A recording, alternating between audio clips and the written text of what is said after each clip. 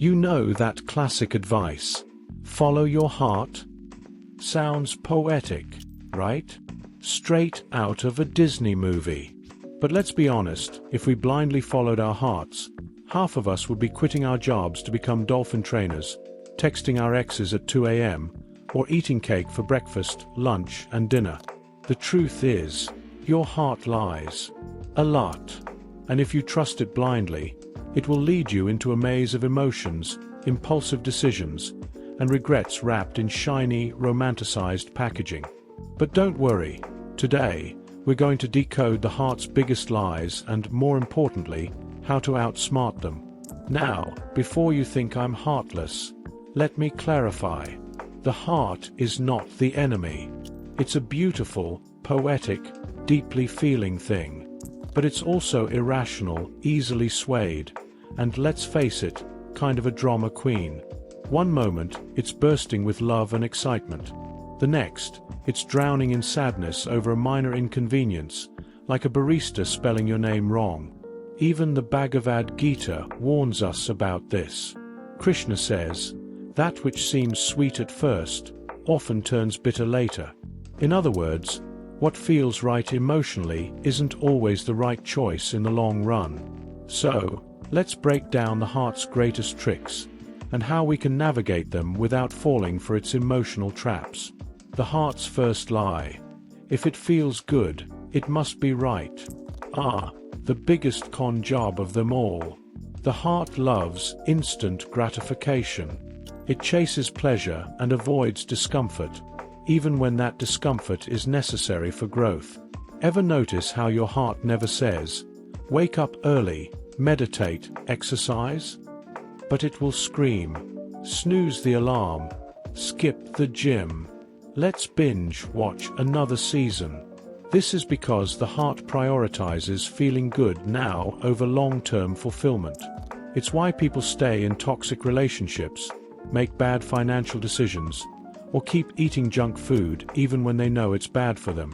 Your heart is like a toddler. It wants candy for dinner and throws a tantrum when told no. The Gita teaches that true wisdom is in choosing what is good for the soul, not just what feels good in the moment. So, the next time your heart says, just do it, it feels right, ask yourself, does this serve my highest self, or just my temporary emotions? The heart's second lie. Love conquers all.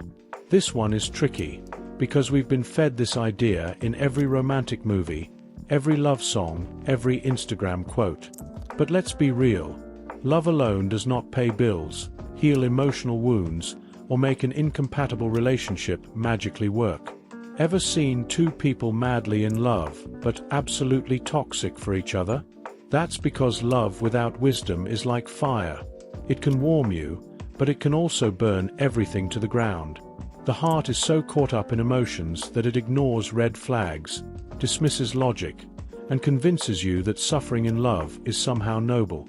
Krishna, however, teaches that real love is rooted in dharma, not just passion, but purpose, harmony, and mutual growth.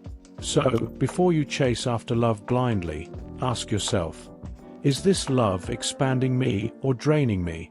Is it leading me to peace, or just more chaos? Because if it's the latter, your heart might be setting you up for heartbreak.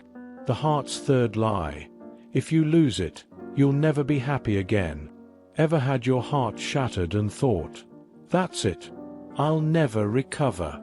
I'm doomed to eternal sadness. Your heart loves drama. It will make you believe that if you don't get that job, that person, that dream, your life is ruined. But look at your past. How many things did you once cry over that don't even matter to you now? Krishna teaches that everything in life is temporary, both joy and sorrow. This too shall pass. The pain that feels unbearable today will be a forgotten memory tomorrow. The heart resists this truth because it clings. But the sooner we learn to let go, the lighter we become. So the next time your heart says, you can't live without this, smile and say, watch me, because you are far more resilient than your emotions make you believe. The heart's fourth lie. Your feelings define reality. Ever woken up in a bad mood for no reason, and suddenly everything in life looks terrible? That's the heart playing tricks again.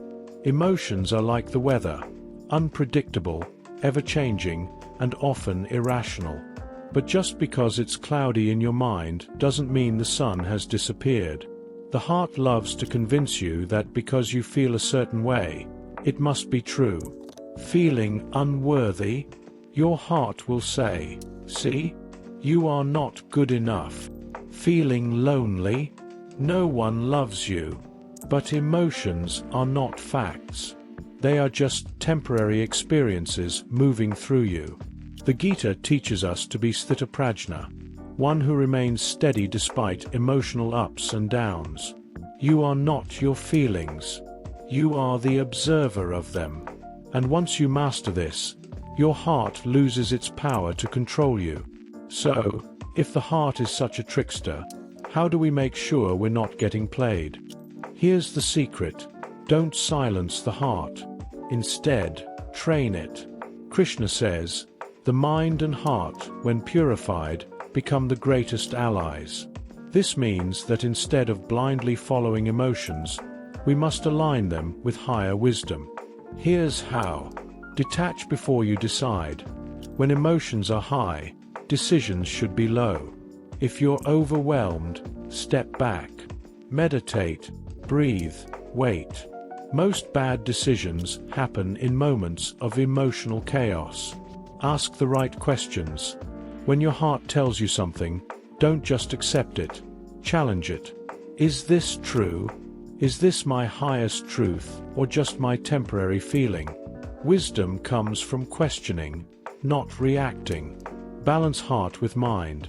The best decisions in life come not from the heart alone, nor the mind alone, but from their balance. The heart feels, the mind thinks, but your higher self decides. So, should you never listen to your heart? No. The heart is beautiful, intuitive, and deeply connected to your soul. But it needs guidance. It needs wisdom. Because when left unchecked, it's like a drunk friend giving you life advice. Passionate, loud, but not always right. Krishna teaches us that true freedom comes not from obeying every emotion, but from mastering them. So next time your heart says, "Trust me," pause. Listen, but don't obey blindly. Because your highest self knows the way.